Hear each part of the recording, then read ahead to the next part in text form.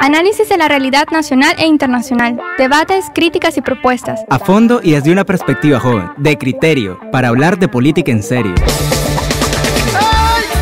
Martes y jueves a las 7 de la noche por Radio Universidad 99.5 y 102.3 FM. De criterio, para hablar de política en serio.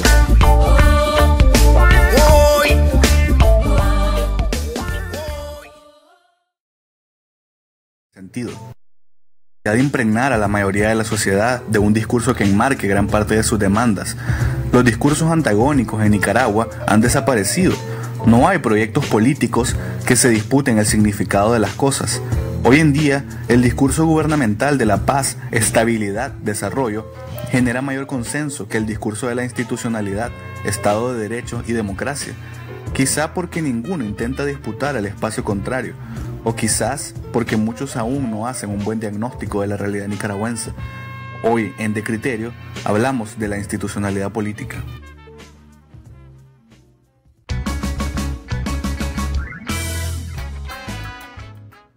Hola, muy buenas noches a todos los que nos escuchan por Radio Universidad 102.3 FM. Bienvenidos y bienvenidas a De Criterio.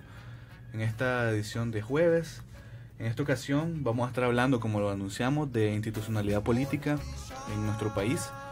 Me acompaña Douglas Castro del equipo. Muchas gracias, Javier, y un saludo a todos los radioescuchas y en especial a las personas que nos sintonizan a través de las redes sociales. Y nos acompaña como invitado esta noche el doctor en Derecho Cairo Manuel López. Bienvenido y muchas gracias por estar aquí. Muchas gracias por compartir esta noche con ustedes que hacen este programa tan interesante De Criterio. Y llama la atención cuando dice para hablar de la política en serio. Gracias. Eso intentamos cada emisión de este programa. Y por eso lo invitamos a usted también, pues invitamos a gente que haga seria la discusión. Okay. Bueno, antes de que entremos a la discusión, vamos a problemar en nuestro segmento Desenfoque.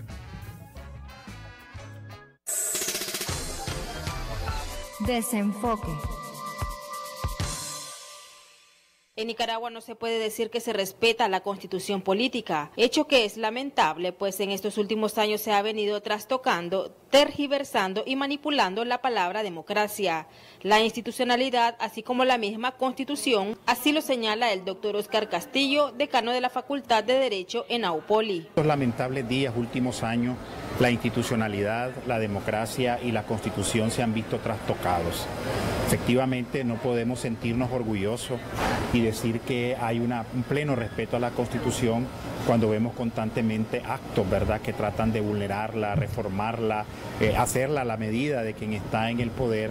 Y eso, pues, evidentemente es un retroceso. Declaraciones brindadas durante la inauguración de un parque alusivo a la Constitución Política de Nicaragua. Y además quisimos hacer no solo eso, sino un homenaje especial a la Constitución, en la que ahora estamos inaugurando un parque que hemos denominado de la Constitución Política. Este parque, si te fijas, tiene una pirámide jurídica en el centro que quiere demostrar, expresar la defensa de la Constitución.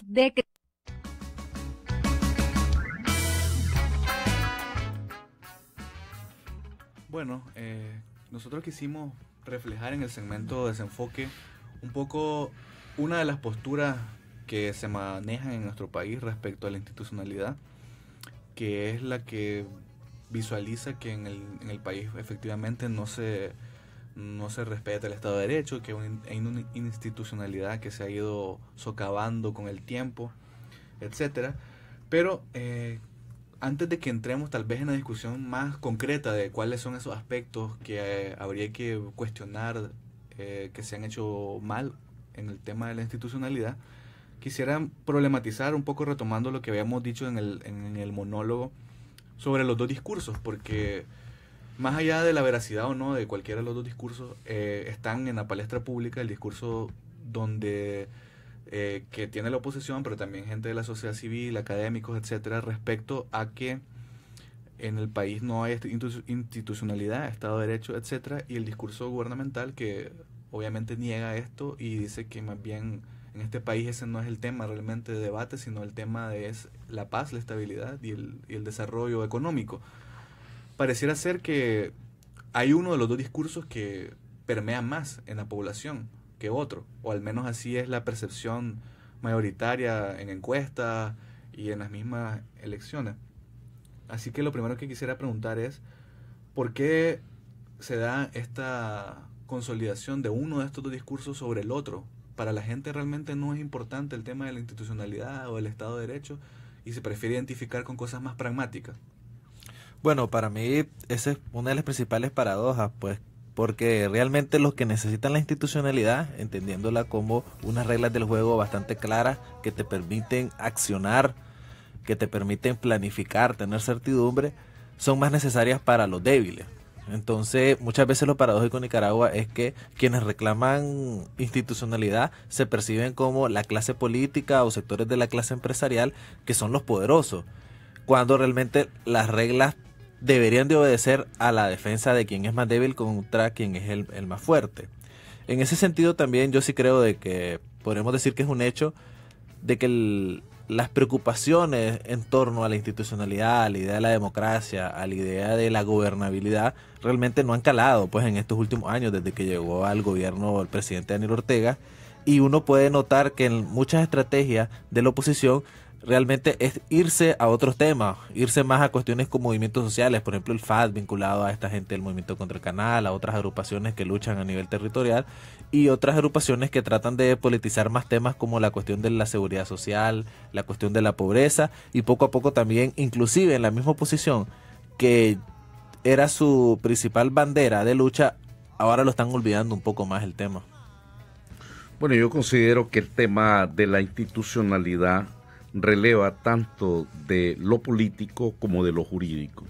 En ese sentido, un par de autores, un italiano, Santi Romano, un francés, Maurice Oriol, plantearon a inicios del siglo XX la tesis de la institucionalidad, que después fue desarrollada con mucho acierto por la Escuela Francesa de Derecho Constitucional y vinculado a la sociología política.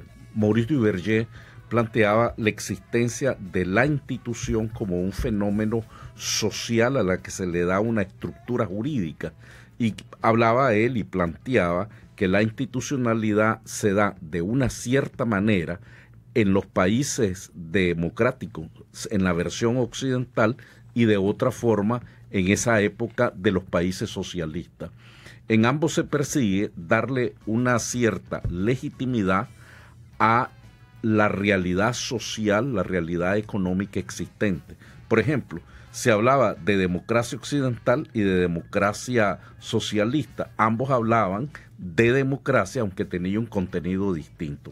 Últimamente se ha planteado en la discusión sobre todo las formas de la democracia occidental. Hacían ustedes alusión al Estado de Derecho, que es una construcción típica posterior al Estado absoluto, que nace precisamente el Estado de Derecho como un freno a los abusos y el autoritarismo que llegaron a tener los reyes absolutos en la época del absolutismo. Creo que en ese sentido ha habido un avance en los países, y justamente es la Revolución Francesa que plantea en 1789 en la Declaración de los Derechos del Hombre y del Ciudadano que para que existiera una verdadera constitución política que regulara nuevas instituciones era necesario, 1, la división de poderes, y 2, por otra parte, que se reconociera y se respetaran los derechos humanos. Sin eso no había constitución. Ahora bien, nosotros hablamos muchas veces de constitución y señalamos que la constitución debe ser obedecida y debe ser respetada. Tal vez voy a alargar un poquito, pero me gustaría explicar que posiblemente el constitucionalista más sólido de la segunda parte del siglo XX, el alemán Karl Levenstein, hablaba en una clasificación que él le llamó ontológica de las constituciones, la existencia de constituciones normativas, nominales y semánticas. Y decía, la constitución normativa es aquella que obedece al gobernante, cumple con la constitución, pero también los gobernados. En ese tipo de países hay un orgullo que es lo que de cumplir la constitución. Levenstein le llama un sentimiento constitucional. Y pone un ejemplo muy simpático. Es como un traje a la medida, que queda bien en el cuerpo del usuario. Pero también, digamos, se plantea las constituciones nominales, que son aquellas que trata de cumplir el gobernante y la sociedad también. Este ya no es un traje a la medida, este es un traje heredado. Falta que el cuerpo social se desarrolle, haga suya, haga propias las instituciones democráticas. Y por último plantea las constituciones semánticas, que son aquellas, dice, que ni el gobernante las cumple, ni los gobernados las cumplen. Y en la Constitución aparecen muchas veces frases, expresiones, delirantes, poéticas muchas veces, pero ni las cumple el gobernante ni los gobernados. Y Levenstein da un ejemplo bien simpático y dice, esto ni siquiera es un traje, es un disfraz que utiliza el gobernante para ocultar autoritarismo y muchas veces sirve para ocultar también enriquecimiento de ciertas cúpulas que utilizan el lenguaje democrático, pero que realmente defienden sus propios privilegios a través de desdibujar las instituciones políticas. En esa línea, que creo que ese es uno de los debates profundos también en Nicaragua, la cuestión de la Constitución, porque utilizando la tipología de Levenstein, muchas veces desde el gobierno se dice que es necesario reformar la Constitución porque esta es heredada y esta ya por sus múltiples reformas, y eso es lo paradójico, pues quieren corregir las reformas con otra reforma que se acerque a la que en teoría tenía un poder originario, que fue la Constitución del 87. Precisamente lo que se ha heredado no tiene legitimidad, así se plantea muchas veces desde el gobierno, y queremos generar una nueva constitución, una nueva institucionalidad que refleje el sentimiento popular, que es lo que planteaba Javier al inicio. Pues la gente no se siente identificada con esas ideas y el gobierno tira esa tesis y ese accionar supuestamente para empalmar con lo que el pueblo está sintiendo.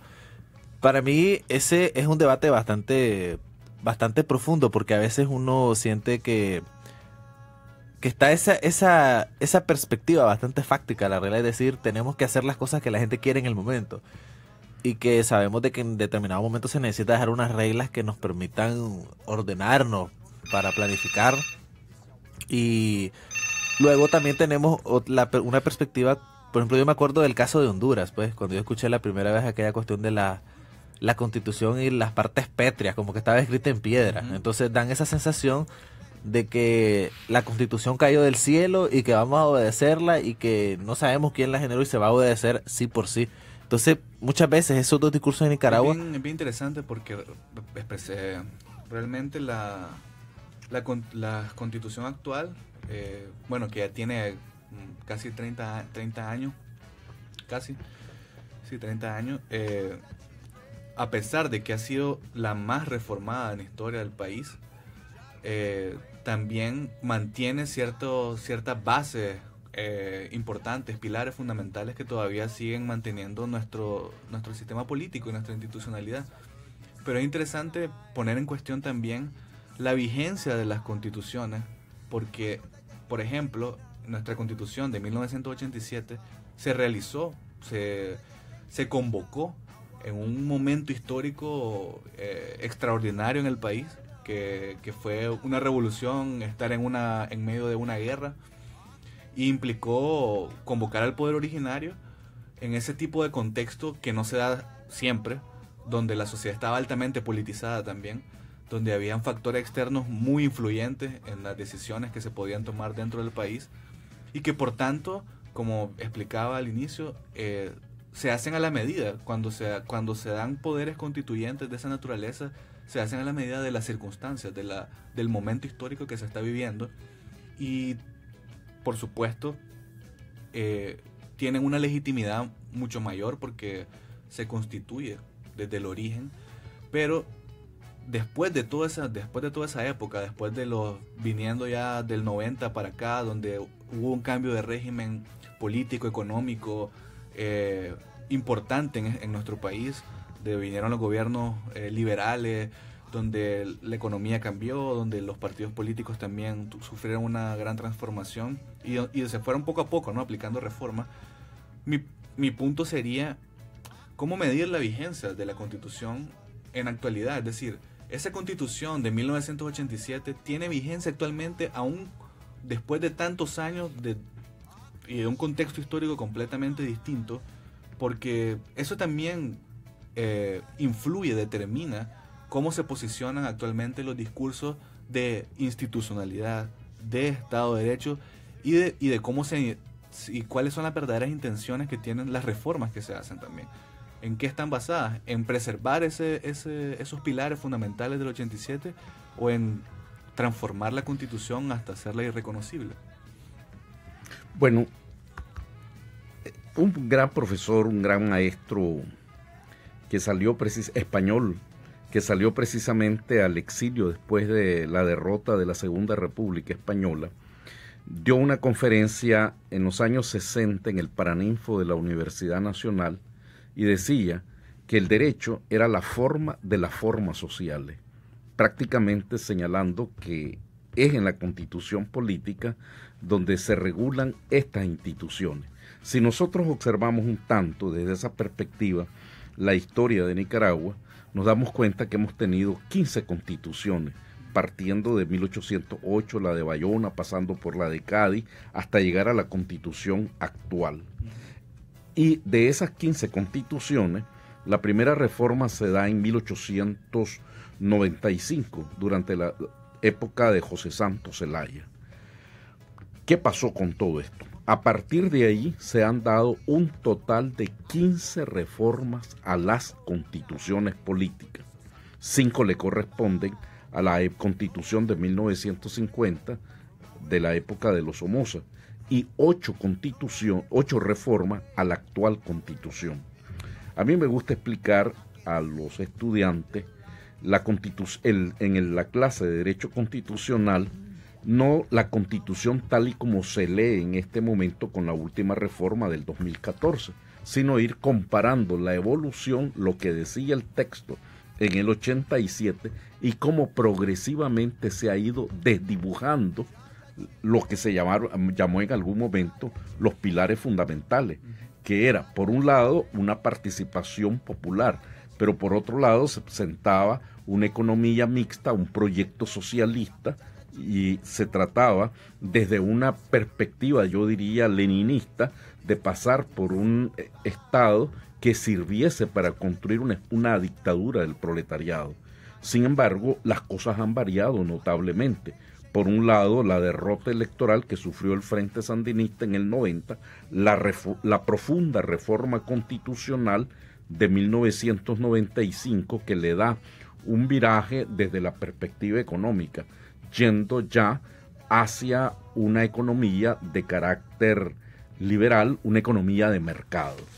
Posteriormente se reformó inclusive el mismo sentido de la Constitución política en el plano ideológico, hasta pasando por los pactos Ortega-Alemán, hasta llegar a la Constitución del 2014, donde muchos de los actores que estuvieron presentes en el proceso constituyente, cuyo resultado fue la Constitución del 87, se ve totalmente desdibujada, y en la práctica muchas de las instituciones han variado, yéndose, por ejemplo, en el plano de la economía, de una intervención estatal y de una presencia de servicios públicos prestados directamente por el Estado, hacia un régimen en el que observamos y vemos una economía capitalista, de un capitalismo, podríamos decir inclusive, un capitalismo salvaje. ¿Por qué razón? Porque aquí se ha limitado a los mismos trabajadores sus reivindicaciones sociales, y justamente en esa economía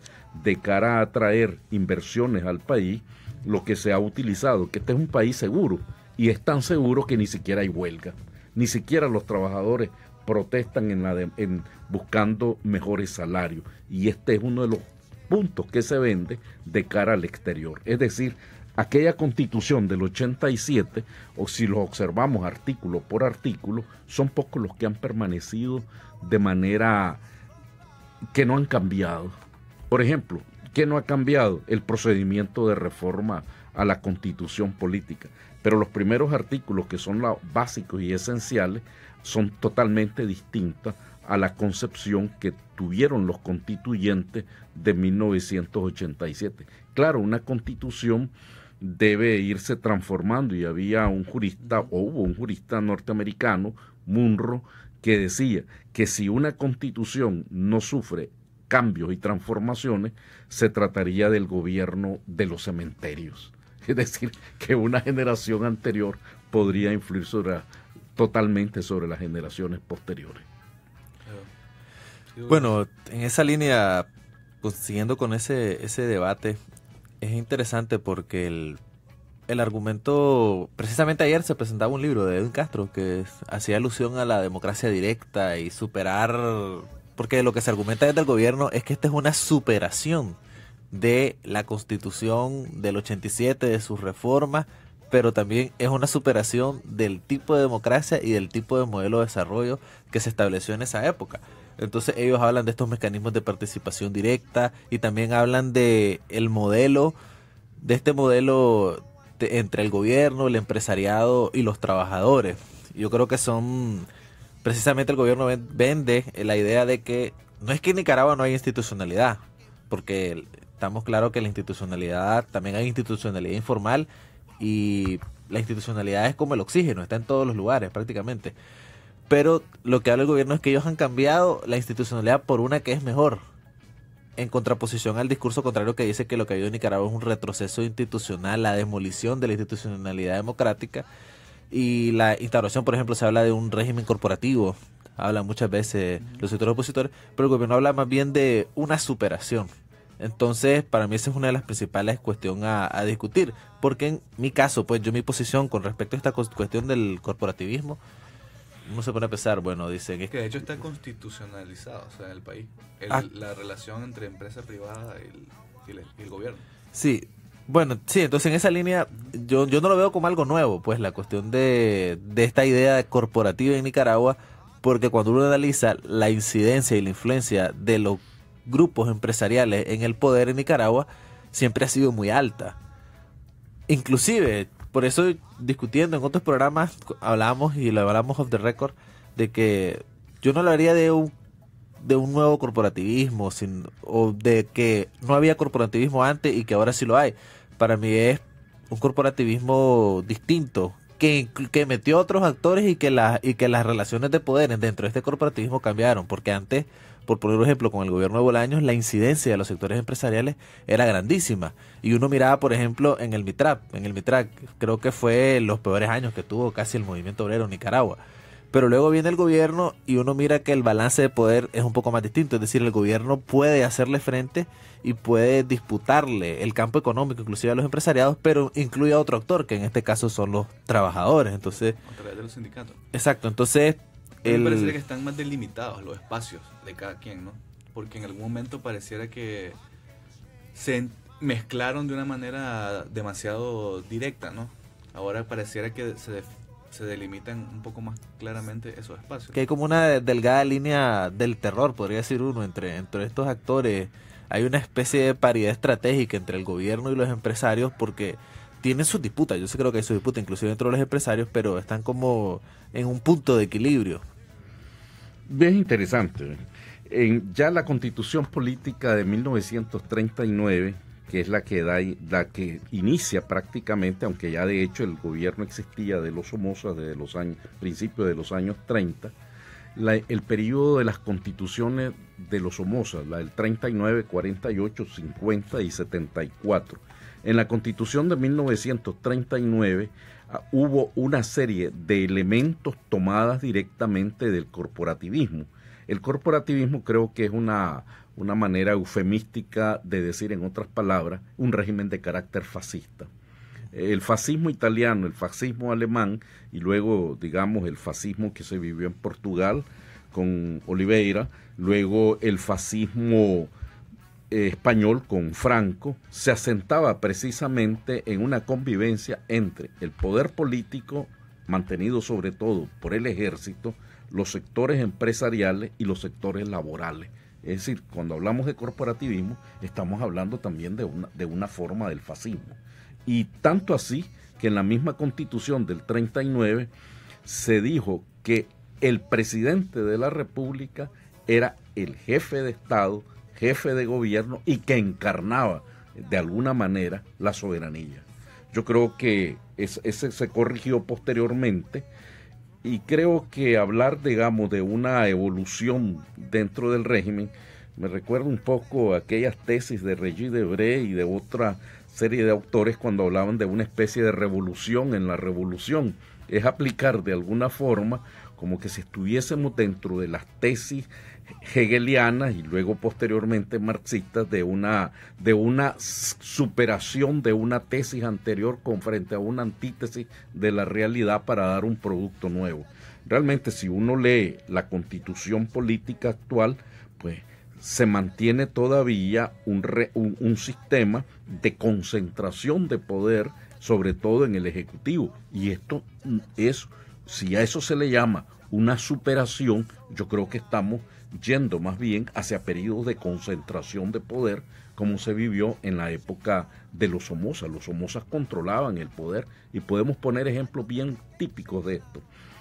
En la época de los Somozas, el Congreso aprobaba la ley, pero también el presidente de la República podía dictar decretos con fuerza de ley. Y eso apareció también en la Constitución versión 87. Podía dictar, además de esto, reglamentos de cualquier naturaleza. No fue sino la reforma democrática del 95 la que estableció que era facultad exclusiva de la Asamblea Nacional aprobar leyes de la República, y que el presidente de la República podía dictar decretos ejecutivos subordinados a la ley, y la potestad reglamentaria. Bajo la época de los Somoza, igual pasó con la del 87, el presidente de la República podía dictar un reglamento sobre cualquier ley. Actualmente, siguiendo la reforma del 95, solo se pueden dictar reglamentos cuando lo autorice la Asamblea Nacional. Lo que sucede también es que tenemos una Asamblea Nacional que justamente hoy que hacían presentación de los logros que ha tenido, se mide únicamente con un criterio cuantitativo, el número de leyes que se han aprobado de una legislatura a otra legislatura, pero no se plantea la esencia y la razón de ser de un parlamento, que es por sobre todo ser el principal foro de discusión de los grandes problemas nacionales. Creo que en ese sentido se ha desdibujado. Y en cuanto a la participación, es cierto, en la Constitución política aparecen mecanismos como el plebiscito y el referéndum, pero nunca hemos visto un plebiscito en Nicaragua. Ni siquiera los partidos que están en nombre de la oposición en la actual Asamblea Nacional jamás han planteado un plebiscito o un referéndum. Inclusive, podríamos decir que en la época de Bolaños, la oposición tenía, lo que actualmente es oposición, mayoría, pero jamás llamaron a un plebiscito y referéndum. Y de acuerdo a la ley electoral, se puede montar un plebiscito o convocar a un plebiscito y referéndum con una mayoría absoluta, mitad más uno del total de los diputados. Creo que la única vez reciente que se tomó ese tema fue con el tema de la ley 840 del canal, que se estuvo planteando que había que hacer un referéndum, pero dijeron que era muy caro y que no era necesario y que no estaban obligados además a hacerlo.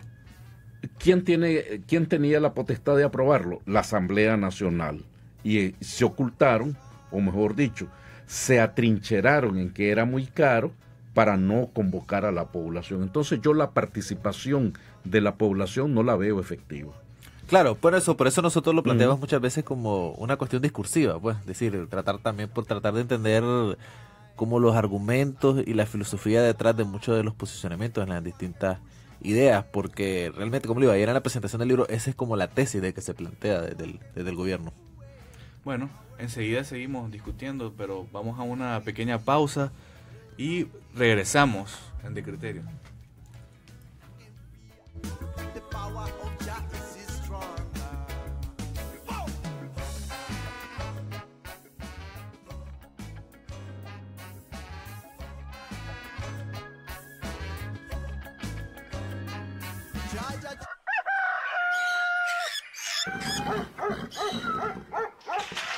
En junio los animales son los protagonistas. Festival de las Artes Ecojoven 2017. La selva llora en silencio. Cuidemos de los bellos lagos y lagunas del país. vida a la tierra. Llegará el día que tú preguntarás por mí. ¿Te encanta la música? ¿Estás en una banda, sos cantautor o te gusta componer canciones? Si tenés entre 16 y 26 años, Radio Universidad te invita a participar en el 4º concurso musical Esta es mi rola. La canción debe ser inédita y su mensaje debe abordar la protección de la fauna nicaragüense. Tenés hasta el 29 de junio para inscribir tu rola en los estudios de Radio Universidad. Busca mayor información en Facebook Radio Universidad 102.3 FM.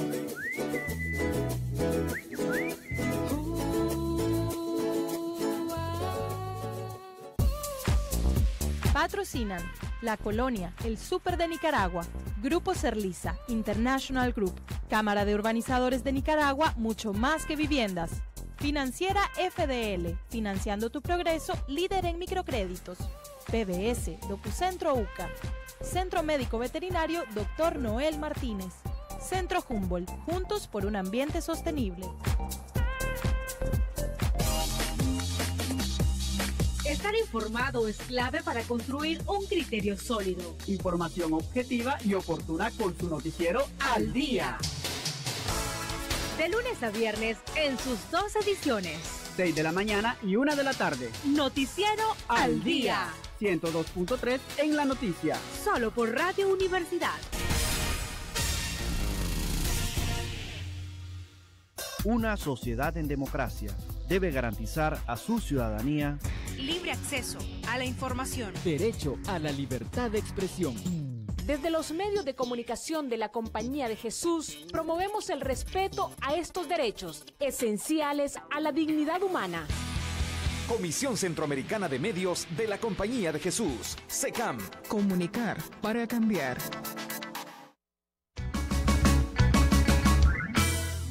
Bueno, estamos de regreso en De Criterio, aquí en Radio Universidad 102.3 FM. Recuerden que nos pueden seguir a través de Facebook, aparecemos como De Criterio con K para hablar de política en serio, y en nuestro canal de YouTube ponen De Criterio y ahí están los programas que hemos hecho hasta la fecha. Y en el iVoox también, los podcasts. En la plataforma iVoox en formato audio.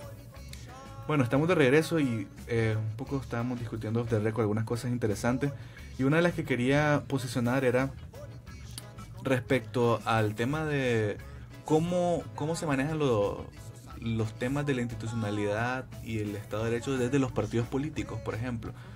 Pareciera que, bueno, como decía Douglas, han ido tratando de diluir un poco este discurso porque no ha calado de alguna forma, pero al mismo tiempo yo me pregunto, ¿realmente los liberales en este país, los partidos liberales, asumen como propio realmente el discurso de la institucionalidad, del liberalismo como tal? O porque pareciera que es un discurso bien profundo, pero resulta superfluo en la práctica. Entonces al final queda en pura teoría, y al final a la hora de que lo tienen que poner sobre la mesa, accionar respecto a lo que están tratando de poner en el debate público como importante, no lo hacen. Por el contrario, resulta interesante que desde el punto de vista del gobierno, el discurso de la estabilidad, de la paz, sí cala, porque de hecho siempre mencionamos que en las encuestas aparece que la mayoría de la gente en Nicaragua relaciona la democracia con la paz. Y entonces en este país, para la gente, la gran mayoría de las personas, democracia significa paz. La democracia es paz. Entonces coincide de alguna forma la percepción mayoritaria de la gente con lo que intenta posicionar el gobierno respecto a la paz, que ellos son los garantes de la paz y de la estabilidad en el país, poniendo como un tema fuera de lo que deberían pensar los nicaragüenses el conflicto social. Es decir, la gobernabilidad desde el punto de vista del actual gobierno es la ausencia de conflicto. No debe haber conflicto porque eso altera la paz o la estabilidad, aunque es algo discutible. Bueno, en esa línea, al inicio en el monólogo, vos planteabas mucho de la idea de hegemonía, es decir, tratar de controlar y posicionar sentidos que abarquen a la mayoría de los actores sociales. En ese sentido creo que ha habido mucha habilidad.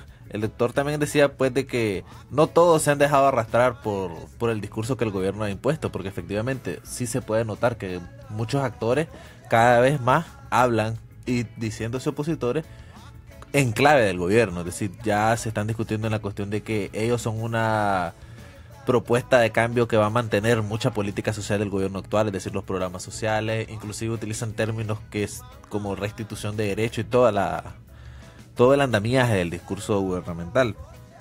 Entonces, en ese sentido, creo que en hegemonía sí, pues actualmente prácticamente la gramática de la política el gobierno la ha logrado imponer. Pero también hay un sector que, como decíamos, por ejemplo, ustedes, los que no son la oposición light, pues como dice el doctor, de que realmente efectivamente sí se amarran de estos conceptos y sí tratan de hacer oposición desde lo que ellos consideran son los rasgos más críticos de este gobierno, que son precisamente su actuar político, su arbitrariedad. Bueno, yo creo que últimamente se ha estado dando lo que los constitucionalistas llaman el vaciar de contenido los preceptos constitucionales. Y generalmente se ha estado dando a través de leyes secundarias. La constitución política dice tal cosa, pero luego se aprueba una ley que comienza a vaciar de contenido real a muchas de las instituciones. Tomemos, por ejemplo, las recientes leyes de carácter penal que se acaban de aprobar en estos días. Bueno, las reformas, ¿qué significan? Aumento de penas, 1. 2, que van a ser juzgados, muchos de ellos, por jueces técnicos, que no aparece bajo ese nombre de jueces técnicos en la Constitución política. La Constitución solo habla de magistrados de tribunales de apelaciones y de jueces, pero no aparece ningún juez técnico. Entonces, esta es una invención para tratar de retroceder hacia la altura de los años 80, donde existieron los jueces que les llamaron 30-30, que de manera arbitraria imponían penas hacia toda persona que se levantara frente al proyecto de los años 80. Planteaba Javier la ausencia prácticamente de conflicto. Yo creo que lo que hay es un conflicto soterrado en la población que no ha aflorado justamente porque no se ventila en los medios públicos, o se trata de evitar de todas maneras que esto se manifieste. Ejemplo, cuando un grupo de jóvenes respaldaron a las demandas de los ancianos en este país, lo que le han llamado el Ocupa INS, bueno, fueron reprimidos. No existe prácticamente una mayor ventilación del caso, ni ante la policía, ni ante la fiscalía. Es decir, se le ha tendido una especie de velo de silencio. Se impide de alguna manera manifestaciones e inmediatamente se trata de enviar personeros del gobierno para evitar que cualquier huelga, cualquier conato de malestar social aflore. Por otro lado, sin embargo, la realidad es distinta en los barrios. En los barrios sí se vive una cierta violencia ejecutada por la misma policía. Los jóvenes se quejan de esto. Cualquier muchacho resulta muchas veces peligroso en muchos sentidos la reunión de varios jóvenes, salvo que pertenezcan al régimen.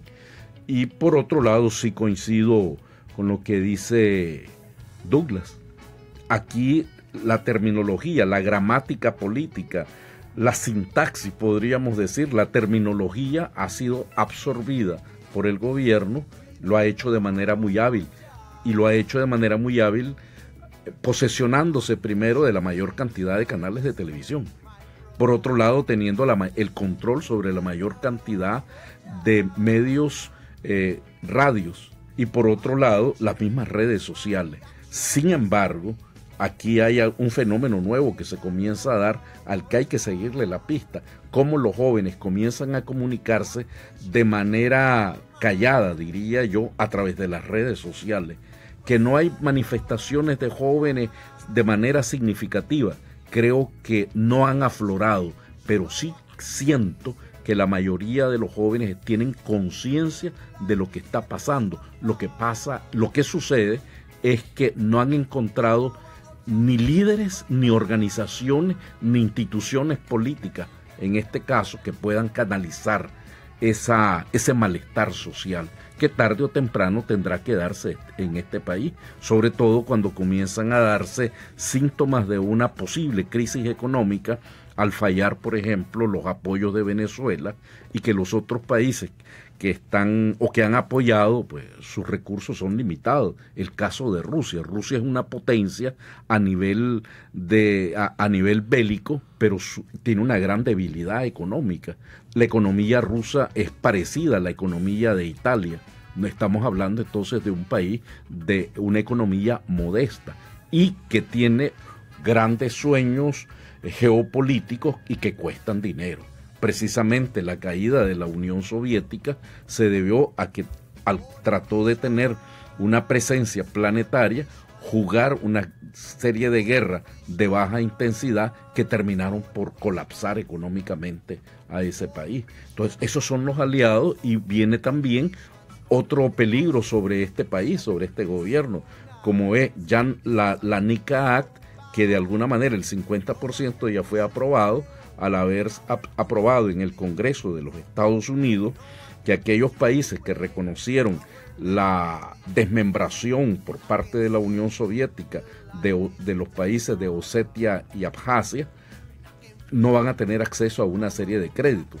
Pero además lo peligroso de la NICA Act para este gobierno es que comenzarían a investigar si hay corrupción o no hay corrupción, si existe o no lavado de dinero, si hay narcotráfico o no hay narcotráfico. Y estas cosas son las que inciden, por ejemplo, en la reciente reunión que se dio en Miami. Los países que concurrieron, los del Triángulo Norte, son los que van a ser beneficiados económicamente. Nosotros no, nosotros quedamos en medio de un sándwich. Por un lado tenemos el Triángulo del Norte, Guatemala, Honduras, El Salvador, y por otro lado un triángulo en el sur, Colombia, Panamá, Costa Rica. Yo creo que el tema en la primera parte que mencionó sobre la ausencia de que efectivamente haya ausencia de manifestaciones públicas, etcétera. Yo creo que también el tema de que por qué la gente de alguna forma no se manifiesta de esa manera masivamente. Bueno, han habido diferentes expresiones de protesta, etcétera. Pero yo creo que esta es como una etapa inicial de negación del orden existente de alguna forma. Es decir, hay un porcentaje importante de personas que efectivamente apoyan al gobierno y electoralmente también. Pero, como también las mismas encuestas lo dicen, una gran mayoría de gente se declara independiente, manifiesta rechazo a los partidos políticos. Entonces, como que de alguna forma la otra gran parte del país está en una etapa de negación de la clase política en general y de lo que están haciendo actualmente. Entonces es la primera fase del no nos representa nadie, aunque eso no significa y no debería, creo yo, significar de que ya inmediatamente tengas una propuesta o una alternativa en la mano. Precisamente la ausencia de alternativa es lo que hace que la gente niegue lo que existe actualmente, niegue la clase política. Probablemente más adelante se pueda ir configurando un tipo de alternativa en un contexto un poco más favorable, que haya un poco más de caldo de cultivo para que eso ocurra. Sí, bueno, y que ahí hay una cuestión clave, que efectivamente vos tenés a un sector de la clase política que no tiene vocación de poder. Es decir, la mayoría de la oposición en estos últimos años no se le nota esa vocación de poder, y tenés a otro actor, que en este caso es el Frente Sandinista y el gobierno del presidente Daniel Ortega, que excede la idea de vocación de poder. Por poner un ejemplo, el otro día leía una de estas entrevistas de ping-pong de la prensa a una señora que dirige una organización y le preguntaron cuál era su sueño y sale diciendo tocar un instrumento musical. Entonces, si le preguntas a una persona que tiene vocación política de poder, te va a contestar su sueño siempre es impactar la realidad, dejar un legado. Entonces, para mí eso fue anecdótico y muy ilustrativo de cierto sector de la clase política que no tiene vocación de poder. Y precisamente esa falta de vocación de poder también da que como resultado que la gente no tenga los canales, no tenga las organizaciones, no tenga los liderazgos de cómo expresar el conflicto.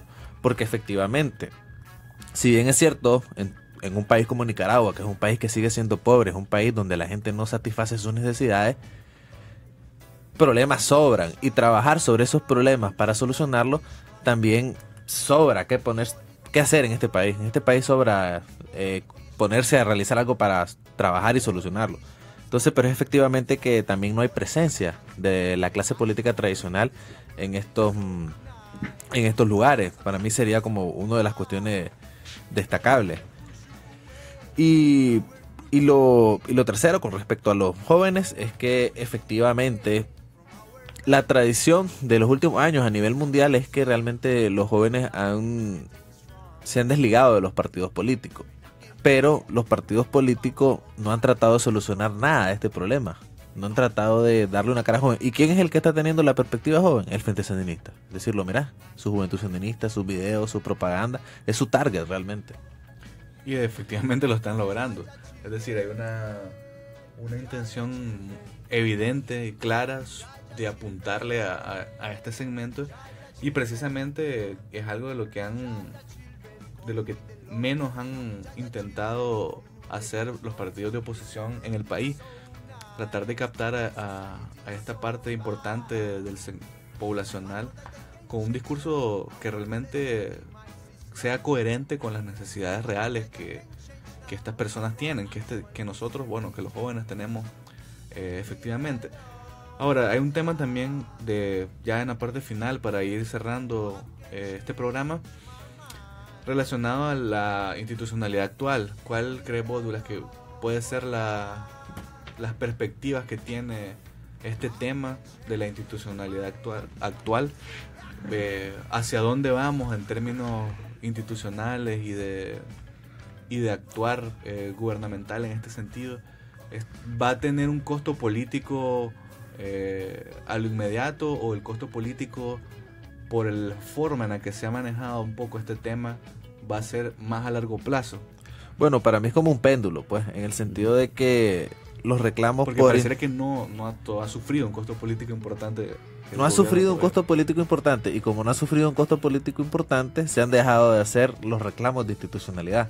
Cada vez están menos presentes, pero paradójicamente, como decía el profesor, tenés a los actores externos, la política internacional, y precisamente eso va a ser uno de los puntos por los cuales se le va a hacer mucha presión política al gobierno de Nicaragua, y lo estamos viendo en el caso de la NICAAC. Es decir, todas estas cuestiones de, por ejemplo, Guatemala, cuando cayó Otto Pérez Molina, Brasil, cada vez más se está haciendo un tema central de la política exterior norteamericana, presionar a otros países por este tipo de temas, es decir, la cuestión de gobernabilidad, la cuestión de independencia de la justicia y la corrupción. Entonces yo creo que, como te decía, como un péndulo va a volver a ser un tema, es decir, dentro de los próximos años, 5 años, va a ser un tema también por lo mismo, porque el gobierno ya va a tener menos capacidad de dar programas sociales con la cuestión del ALBA. Entonces, al tener menos capacidad de dar servicios, bienes y servicios, precisamente van a salir más reclamos, y ahí se va a colar precisamente este reclamo político de institucionalidad. Sí, yo diría también lo siguiente: el mismo Frente Sandinista comienza a sufrir una erosión por parte de sus fieles. En la elección pasada, algunos exageran y dicen que hubo una abstención del 70%. Sí. Pues pareciera de manera más moderada que anduvo por el 60%. Pero si pensamos aquí y adoptamos que solo el 40% fue a votar, y aceptando como que si en realidad de ese 40%, el 70% votó por el Frente Sandinista, la operación matemática me dice que el Frente Sandinista solo tiene un respaldo del 28% de la población, y eso me parece que es un tema muy interesante a analizar, inclusive por esa clase política light, esa clase política, y con toda la razón, lo que señala Douglas, es una clase política prebendaria que en este momento solo están pensando a ver si obtienen una posición en la Asamblea Nacional u obtienen una posición en un consejo municipal. Pero la lucha, la vocación por el poder, el tratar de plantear un programa político, un programa económico, un programa social que transforme el país, yo creo que esas banderas como que se han abandonado por parte de una serie de líderes, y los jóvenes están escépticos en ese sentido, porque hay una diferencia. La juventud de mi época y la juventud que conocí en esta misma universidad de los años 70 y 80 era una juventud que planteaba la problemática, la expresaba y trataba de actuar.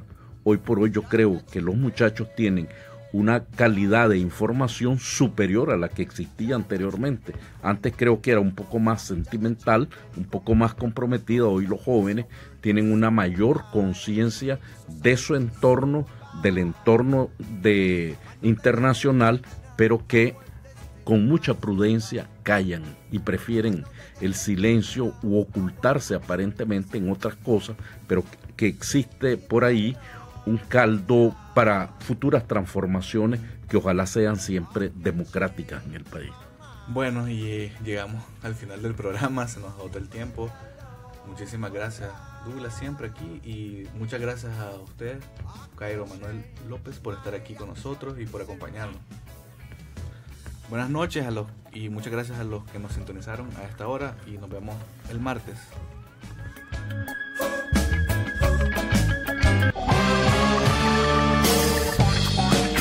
Gracias por sintonizarnos. Síganos en www.decriterio.com y en nuestra página de Facebook y Twitter. Por cierto, De Criterio es con K. Solo por Radio Universidad 99.5 y 102.3 FM, siempre joven.